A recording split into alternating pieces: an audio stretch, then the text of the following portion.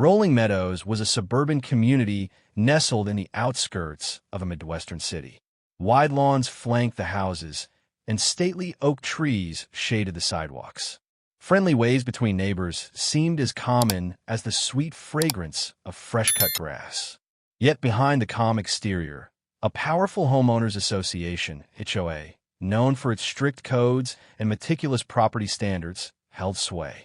Many residents went along with the rules, believing they preserved property values and a certain visual harmony. Into this environment arrived a new family, the Martinez clan, comprised of Daniel, the father, Elena, the mother, their 10-year-old daughter Sophia, and 12-year-old son Mateo. Mateo, the older child, walked with crutches due to a chronic issue with his left leg. Doctors assured them he would improve with continued therapy, but for now, mobility was a challenge. The Martinez house had a small carport attached, and Daniel soon realized that for his son to move smoothly from the car to the house, they needed a gentle ramp. Little did they know that building such a ramp would trigger a vicious confrontation with a neighbor notorious for meddling in everyone's business. Among Rolling Meadows HOA members, none was quite so feared or loathed as Bernadette Arnett, though almost everyone privately called her Karen. She was in her late 40s, impeccably dressed, with a coif bob that never seemed out of place. Her specialty was spotting infractions and handing out formal warnings for the smallest perceived violations. A garden gnome here, a slightly discolored mailbox there. Karen had claimed a seat on the HOA's compliance committee a few years back, taking it upon herself to interpret the rules with merciless scrutiny. She insisted she was only ensuring that Rolling Meadows' aesthetics stayed pristine. In reality, her overbearing tactics and arrogance provoked exasperation across the neighborhood. Many considered her a busybody, but few wanted to stand up to her, fearing fines or conflict. The stage was set for a clash when she set her sights on the Martinez family's new carport ramp. Daniel Martinez was a resourceful individual with some carpentry experience. He recognized that a slight slope from the house's side door into the carport would help Mateo navigate safely. The small flight of 3 steps posed a real obstacle to a child on crutches. Rather than rely on external help, Daniel designed a wooden ramp that fit neatly over those steps, leading down to the driveway. He spent a few weekends measuring, sawing, and installing a sturdy piece of lumber with a gentle incline. He added a simple handrail on one side, painted it a neutral gray to blend with the house's siding. The result looked modest yet functional, and cost-effective too. Daniel was proud that he'd done it all himself. He had only a vague notion that the HOA might require a formal permit for structural additions, but since it was a small ramp, he assumed it was within reason. In Daniel's mind, it was purely an accessibility measure for his son, not an aesthetic blight. Karen often passed the Martinez home on her morning power walks, using the time to scan each property for potential infractions.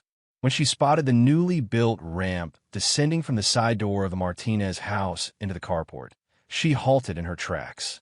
The slope changed the neat outline of the house's silhouette. It wasn't part of the original design. She muttered to herself about unapproved modifications, determined to investigate. Upon closer inspection, Karen noted that the ramp was well built, but indeed extended beyond the typical layout. Some might even see it from the street if they looked carefully. To her, that was enough reason to object. She believed everything in Rolling Meadows must align precisely with existing architecture. She snapped a few photos, made notes in her ever-present compliance log, and resolved to contact Daniel soon. That very evening, the Martinez family found a letter in their mailbox. Dear Mr. and Mrs. Martinez, the HOA has observed a new structure, ramp, attached to the side of your home.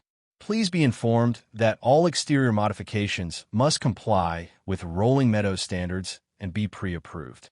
This ramp may be in violation. We request you submit proper documentation or remove the ramp until official review. Sincerely, Karen, on behalf of Rolling Meadows HOA Compliance. Daniel frowned. Elena read it over his shoulder. This is for our son's mobility, he said, exasperated. Why is that a problem? They agreed to contact the HOA board to clarify. Meanwhile, Karen was certain she'd found her next battle. The next day, Daniel emailed the HOA board, explaining that the ramp was a small construction for their disabled child's benefit. He attached photos, showed how it was well within the property line, and asked for a quick approval. 2 days later, an official reply came from the HOA president, Marjorie Clark. Mr. Martinez, thank you for the clarification. The Rolling Meadows HOA recognizes the importance of accessibility. Please note that while we encourage modifications that help residents, we do have a standard application process. However, in cases of medical necessity, we generally expedite approval. If the ramp meets basic safety guidelines and does not infringe on neighboring properties, we see no major issue. Let's schedule a brief inspection with our Safety and Design Subcommittee next week. If all is well, you'll receive formal approval.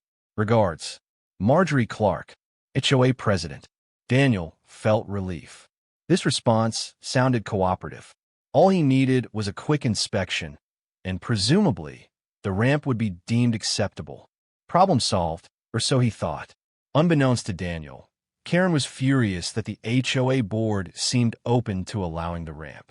She ranted to a friend about aesthetic standards slipping and the neighborhood turning into a free-for-all of personal modifications. She insisted that a ramp and a carport was visually disruptive. She believed if one person built a ramp, next someone else would add a deck that didn't match or a bizarre fence. Karen's black and white view refused to consider that accessibility might override purely cosmetic concerns. She decided to pressure the Safety and Design Subcommittee to reject the ramp. She emailed them, citing numerous potential hazards and complaining that the slope might cause drainage issues. But the subcommittee's preliminary look at Daniel's plan suggested everything was safe and well within reason. Karen's objections fell on deaf ears. Backed into a corner, her frustration mounted. She believed she alone safeguarded Rolling Meadows from becoming an unsightly mess. She quietly mulled over more extreme actions to assert her will. If the HOA wouldn't block the ramp, maybe she could do something else. The notion of sabotage took root, whispering in the back of her mind. Meanwhile, the Martinez family lived their daily lives, largely unaware of Karen's intensifying vendetta. Daniel made final touch-ups to the ramp's handrail. Elena placed small reflective stickers along the edge to guide footsteps at night. When it was finally ready for use, Mateo tried it out, carefully maneuvering his crutches down the gentle slope.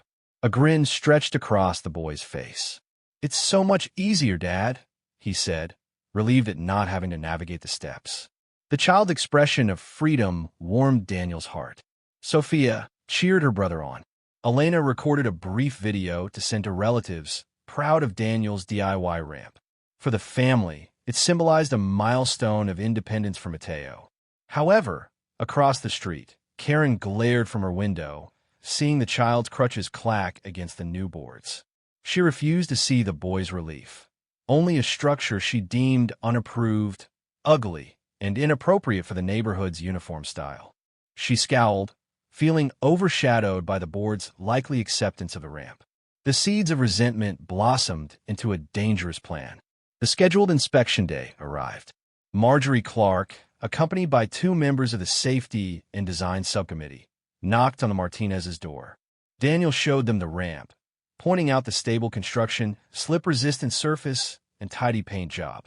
The subcommittee members nodded approvingly. They measured the slope angle, checked the handrail's sturdiness, and found no major issue. "We'll finalize paperwork soon," Marjorie said with a smile. "This appears well done and beneficial. I see no reason to deny your request." Daniel thanked them, feeling relieved that official approval was essentially guaranteed. Karen, not part of the subcommittee, watched from her living room. She saw the small group leaving with cheerful expressions. Interpreting their smiles as a sign the ramp would indeed get the green light, Karen's anger reached a boiling point. She slammed her blinds shut, a sense of injustice gnawing at her. She was convinced the HOA had abandoned its mission to maintain visual harmony. In her warped logic, she believed it now fell solely on her to restore order. Over the next few days, Karen privately researched ways to hamper the ramp. She considered removing nails or unscrewing boards, but that might be too obvious. She thought about pouring water to create a slippery surface, but that was more of a short-term prank. Then a more insidious idea formed. Dump gravel or rocks onto it, effectively rendering it useless for a child on crutches. The roughness would be both hazardous and a nuisance to clean up. With steely resolve, Karen decided to strike after dark to avoid detection. She told herself it wasn't cruel, just encouraging them to remove the unsightly ramp. However, there was no escaping the reality. Intentionally sabotaging a disabled child's access was malicious. But Karen's self-righteous conviction overrode any moral qualms. One Saturday night, while the Martinez family slept soundly, Karen enacted her plan. She loaded a few bags of coarse gravel and jagged rocks into the trunk of her sedan. Past midnight, she parked a short distance from the Martinez home. Checking that no lights were on and no neighbors watched, she approached the carport with a flashlight and a bucket. Her heart pounded with adrenaline as she scooped gravel onto the wooden ramp. It clattered loudly in the silent night, but she pressed on.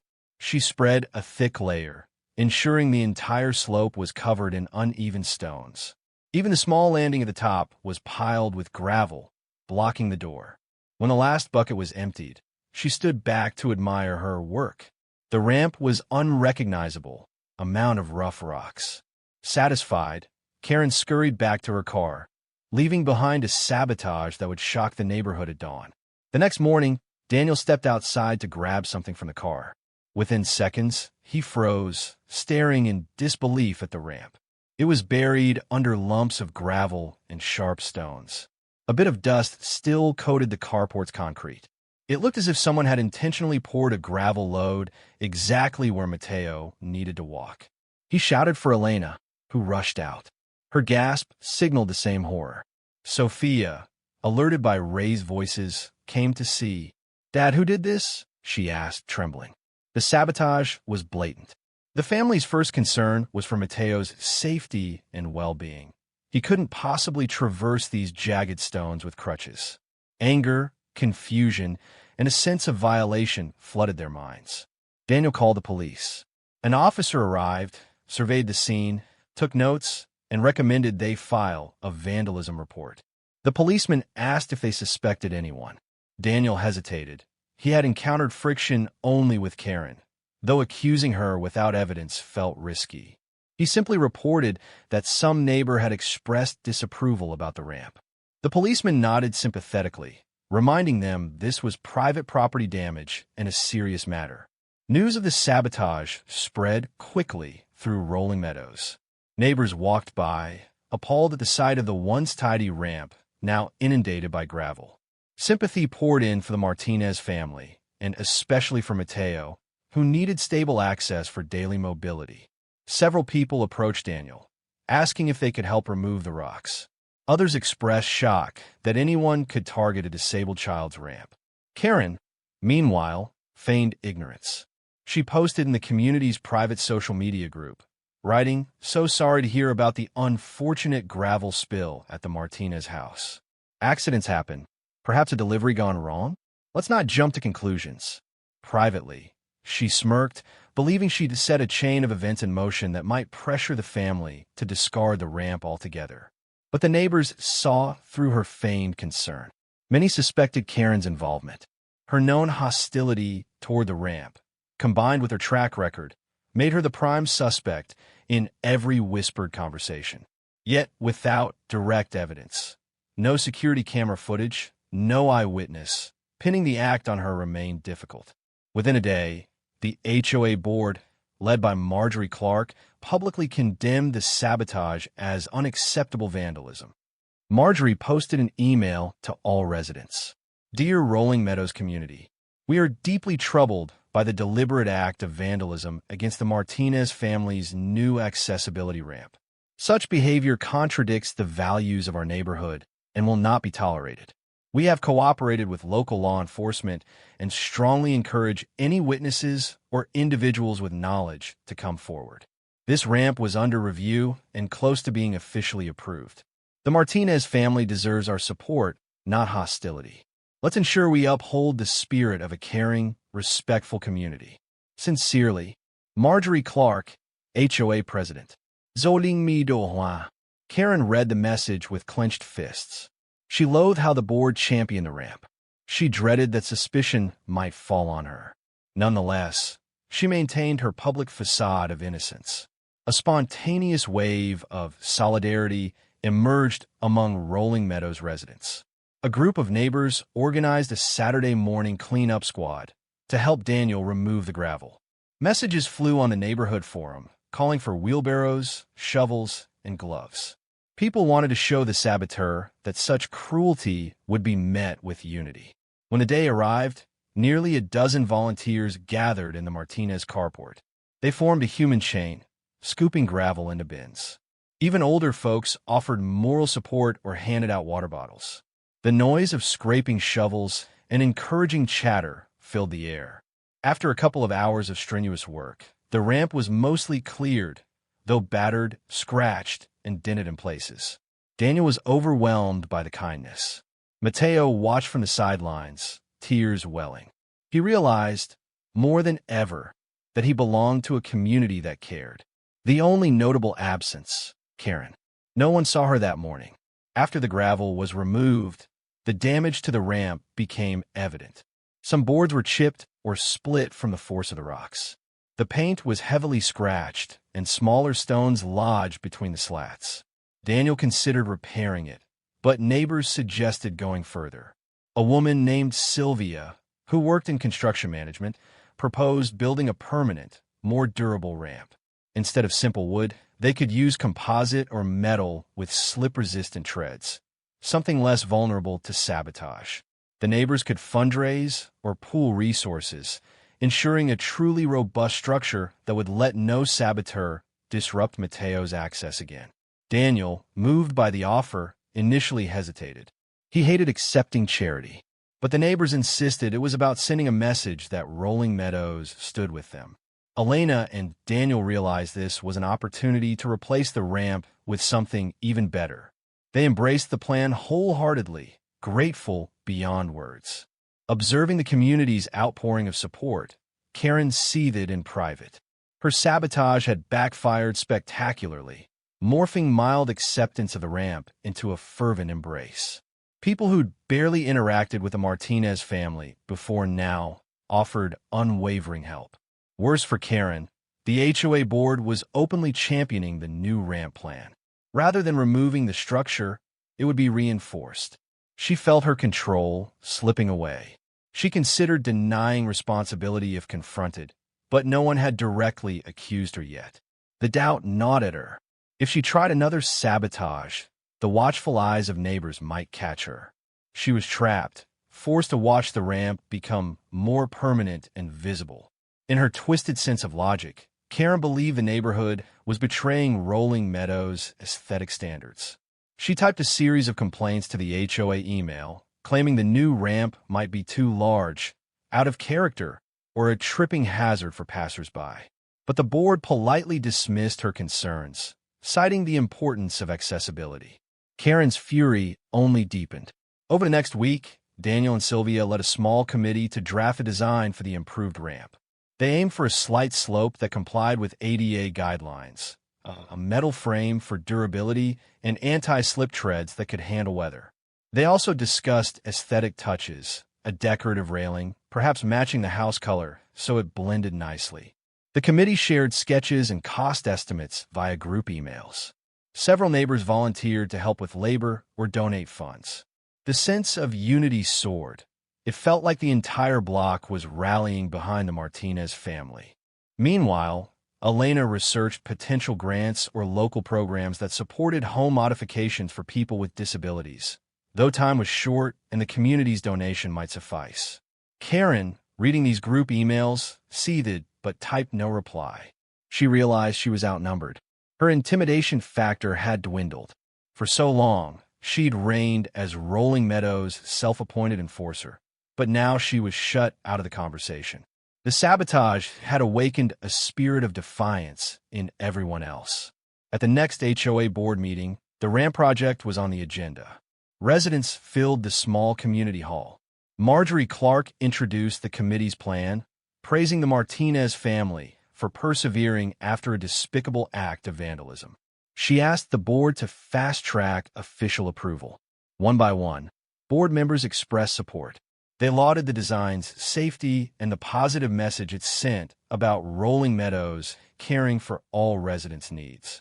Even the once skeptical members recognized the public relations boon of championing an accessible ramp over siding with a saboteur.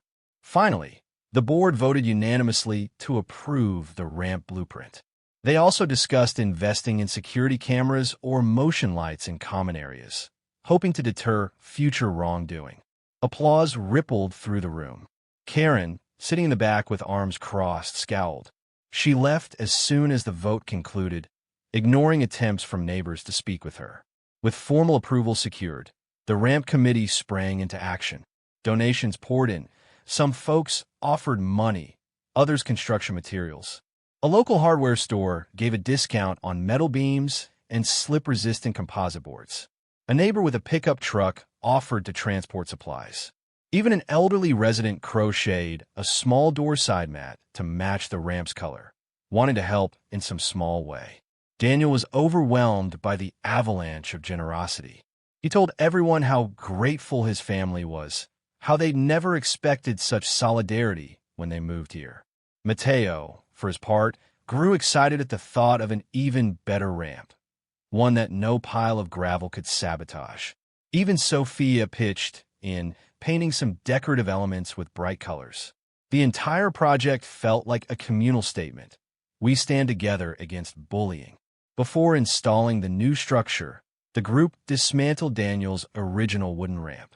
It had served them well, but the sabotage had weakened its boards. Volunteers pried it apart, saving any salvageable wood for future projects. Mateo watched with mixed emotions. He was sad to see the ramp he'd come to rely on vanish, but excited for the improved version. For a brief interim, he had to rely on the front door steps again, with Daniel's help. Sylvia, the construction coordinator, reassured him they'd finish the new ramp as swiftly as possible. "You'll have a stronger slope in no time," she promised, giving him a friendly pat on the shoulder. Meanwhile, Karen watched from across the street, tension roiling inside her. She realized the new structure would be bigger, stronger, and definitely more noticeable than the old ramp. Her sabotage had ironically paved the way for an even grander build. Rumors circulated about Karen's likely guilt. Although no one had direct proof, the circumstantial evidence was strong. Her vocal opposition, her history of meddling, the suspicious timing. Some neighbors overheard her complaining about the ramp days before the gravel incident. Others recalled seeing her car parked oddly at night. In casual conversations, people openly speculated that Karen was the saboteur. Even longtime residents who once tolerated her extremes now kept their distance. A few confronted her. "Did you dump gravel on that ramp? Why would you do that to a child?" She always feigned outrage, denying involvement. But her denials rang hollow. Her social standing in Rolling Meadows plummeted to an all-time low. Construction began on a crisp Saturday morning. Trucks arrived with metal beams. Volunteers hammered away, building a sturdy frame from the carport's landing to the driveway. The design included vertical posts anchored in concrete for stability. Daniel pitched in, grateful for the help. Mateo sat nearby, enthralled by the clang of tools and the camaraderie unfolding in his family's honor. Throughout the day, neighbors came and went, offering refreshments, checking progress. The sense of a community barn-raising was palpable. By late afternoon, the skeleton of a new ramp stood in place, a solid, gently angled corridor from the door to ground level. It dwarfed Daniel's original build. That night, they let the concrete set before installing treads and railings the next day. Karen walked by, arms folded, eyeing the structure with a sour expression. She said nothing. People glanced at her warily, half expecting a confrontation. But she merely shook her head, then marched away.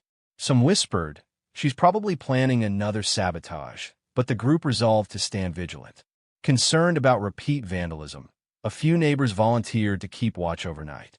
They set up a small rotation, each discreetly checking the Martinez property from a distance. Others installed motion-activated lights around the carport area, ensuring no one could approach the ramp unseen. Karen, seeing the increased vigilance, realized another sabotage attempt would be too risky. She remained cooped up in her home, fuming. She lamented that the neighborhood had become a fortress of defenders for an unsightly ramp. But for all her anger, she saw no way to fight back without exposing herself. Thankfully, the night passed uneventfully. By dawn, the concrete footings were cured, the beams still intact, and the new ramp awaited its final touches. On Sunday, volunteers returned to attach the slip-resistant composite boards. The material was a dark charcoal color, chosen to match the house trim. Its textured surface offered excellent grip, even in wet conditions. As they drilled the boards in place, the ramp began to take shape, a wide, stable walkway that soared well above the crude wooden version it replaced. Daniel stepped onto the structure, testing its sturdiness. It barely moved under his weight. "This is incredible," he murmured, impressed by how robust it felt. Elena beamed, imagining how much easier this would be for Mateo. In a joyful mood, neighbors took a short break for a potluck lunch, sharing homemade dishes. It felt like a block party with a purpose, everyone uniting to rectify a cruel act. Next came the railings, metal posts with decorative spindles, forming a secure boundary on both sides. They painted them a subtle pewter color, tying them to the house's aesthetic. A local business donated custom anti-slip grips for the railing, ensuring no slippage even in rainy conditions. At the ramp's base, a small platform extended into the driveway, letting Mateo stand on level ground before stepping off. The final touch was a short overhead awning to protect the door from rain, an idea from Sylvia. All these features signaled a permanent fixture. A saboteur would have to do something truly drastic to ruin it again. And with half the neighborhood on alert, such malicious behavior would likely be caught. As soon as the structure was deemed complete, Mateo took his crutches and tried out the ramp. The slope was gentle, the traction excellent. He practically glided down, a wide grin lighting up his face. "It's so smooth," he exclaimed, unstoppable pride in his voice. The neighbors applauded, thrilled to see him master it with ease. For the Martinez family, it marked a triumph born from adversity. Elena and Daniel thanked everyone profusely, hugging them, tears in their eyes. The sabotage had turned into a catalyst for an even better solution. Watching from her window, Karen felt a strange pang. She told herself it was frustration that her aesthetics had been compromised. Yet perhaps a small part of her recognized the kindness on display, a generosity she had no part in. She turned away, refusing to let empathy creep in. The HOA board scheduled a final inspection, though it was mostly a formality. Marjorie Clark arrived with 2 colleagues, marveling at the ramp's professional quality. They tested the rails, measured the slope, and concluded it met all codes.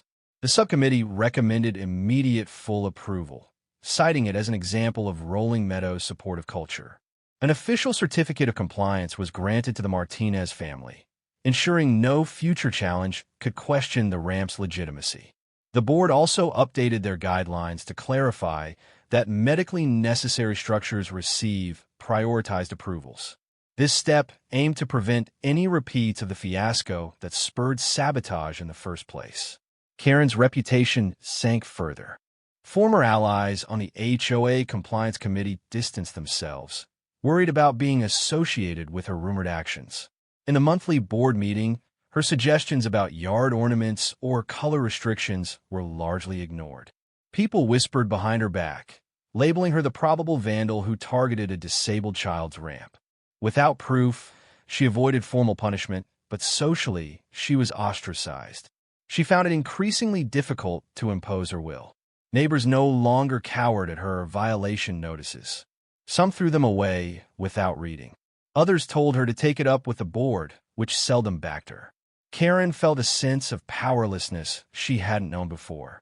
This new reality grated on her, yet she saw no path to reclaim her old authority. One evening, Daniel checked the mailbox and found an anonymous letter. The typed text read, "I regret the trouble caused, but I truly believe Rolling Meadows should remain uniform. The ramp is a departure from that. If you must keep it, at least maintain it well, so it doesn't become an eyesore. A concerned neighbor." The letter had no signature, but Daniel had no illusions about its author. The language echoed Karen's typical phrases. He showed it to Elena, who shook her head. "She's doubling down on her stance," Elena sighed. "But we have nothing to fear now." Daniel tossed the note aside. They were done letting that negativity rule their lives.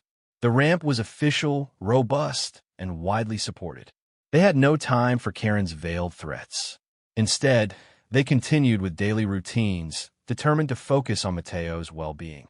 A subtle shift took hold in Rolling Meadows. The large-scale volunteer project for the Martinez ramp had rekindled neighborly bonds. People started helping each other more, offering rides, lending tools, arranging block parties. The idea of strict uniformity gave way to a richer sense of community, one that accommodated personal needs. This new culture clashed starkly with Karen's old ethos of rigid rules and forced aesthetics. Residents saw how empathy and cooperation triumphed over petty enforcement. Soon, families with other special requirements felt encouraged to speak up. A woman with arthritis asked for a small rail near her porch steps. Another neighbor installed a short walkway for a wheelchair-bound relative. The HOA began to formalize a process for such modifications, ensuring quick approvals. As Rolling Meadows grew warmer and more inclusive, Karen felt only coldness. Fewer people responded to her greetings, some avoiding eye contact altogether. She found petty joy in continuing to file complaint letters about minor yard issues, but the HOA largely ignored them. Even the official complaint forms she'd once used as weapons were overshadowed by new guidelines promoting flexibility. She rarely attended social gatherings now. The looks she received at the community events were laced with suspicion or outright disdain. She retreated into her house, curtains often drawn, consumed by bitterness. A small voice in her mind wondered if she had gone too far. But rather than face that guilt, she clung to her old convictions. Meanwhile, the Martinez household bustled with positivity. Mateo soared in confidence, tackling therapy sessions with renewed vigor. The ramp let him handle daily tasks more independently. Each morning, he navigated down to the car, refusing additional assistance. Sophia joked he'd soon outrun them all on crutches. Daniel took pride in ensuring the ramp was spotless. He swept away leaves, checked the railings for any sign of wear. The neighbors who built it occasionally dropped by, offering to help with maintenance. The sense of camaraderie still ran strong. Even Elena's parents visited, remarking how impressed they were by the supportive community. Not every place would gather together to rebuild a ramp so quickly, her father observed. "You chose wisely moving here." Despite the ramp's success, a slight undercurrent of tension remained.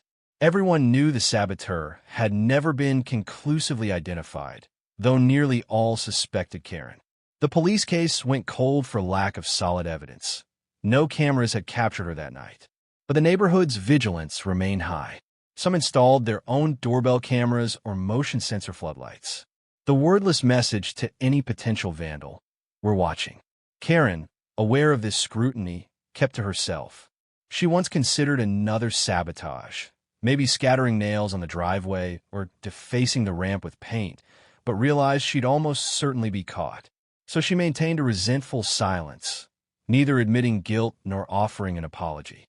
At the annual HOA election in early autumn, Marjorie Clark ran for re-election as president. She campaigned on a platform of balancing tradition with compassion. Residents, galvanized by the ramp saga, overwhelmingly supported her. Meanwhile, Karen lost her seat on the compliance committee altogether, replaced by a younger neighbor who believed in more lenient guidelines. The new committee promptly revised the covenant to clarify that functional modifications for accessibility or special needs should be allowed, provided they meet basic safety and aesthetic guidelines. Karen's old brand of militant uniformity had fallen out of favor. Rolling Meadows was turning a page, seeking a friendlier, more flexible identity. Mateo soon started a new semester at the local middle school. The ramp let him easily reach the family car each morning, avoiding the dreaded step routine that once slowed him. Some days, he even walked with a single crutch. Physical therapy was helping. On weekends, he practiced walking short distances without crutches, though he still needed them for stability. One afternoon, a teacher visiting the neighborhood for a meeting saw the ramp and asked about it. Upon hearing the Sabotage story, she shook her head in disbelief. I can't imagine someone being so cruel, but it's incredible how you all turned it around. Indeed, the ramp had become a symbol of resilience, overshadowing the negativity from which it sprang. Out of the blue, a longtime Rolling Meadows resident, Hank Miller, approached Daniel one evening. Hank looked uneasy. He revealed that Karen had once confided in him about her plan to hamper the ramp, though not the specifics of dumping gravel. I heard her rant about how the ramp was ruining the uniform look, Hank admitted. She never said exactly how she'd do it, but I suspected something. Hank felt guilty for not speaking sooner, but feared reprisals from Karen.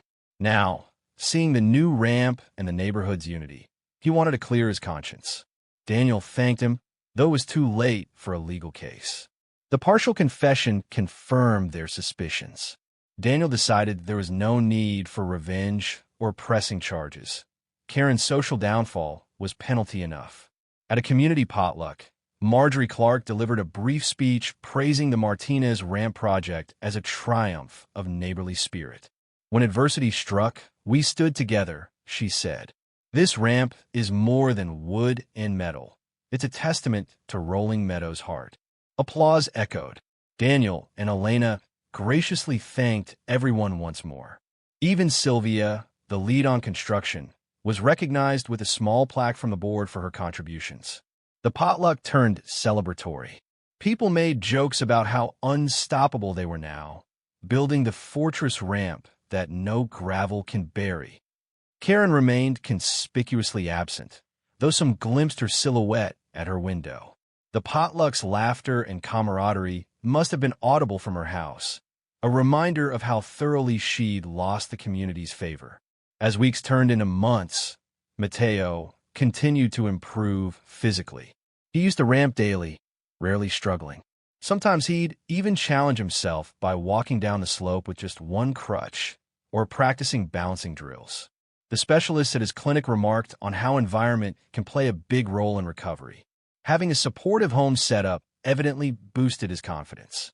Daniel and Elena found solace in knowing they did right by their son, despite facing sabotage. They also felt a deep appreciation for Rolling Meadows, which had revealed a compassionate side, overshadowed by one troublemaker. The neighbors' unstoppable support overshadowed Karen's negativity. Karen's frustration simmered.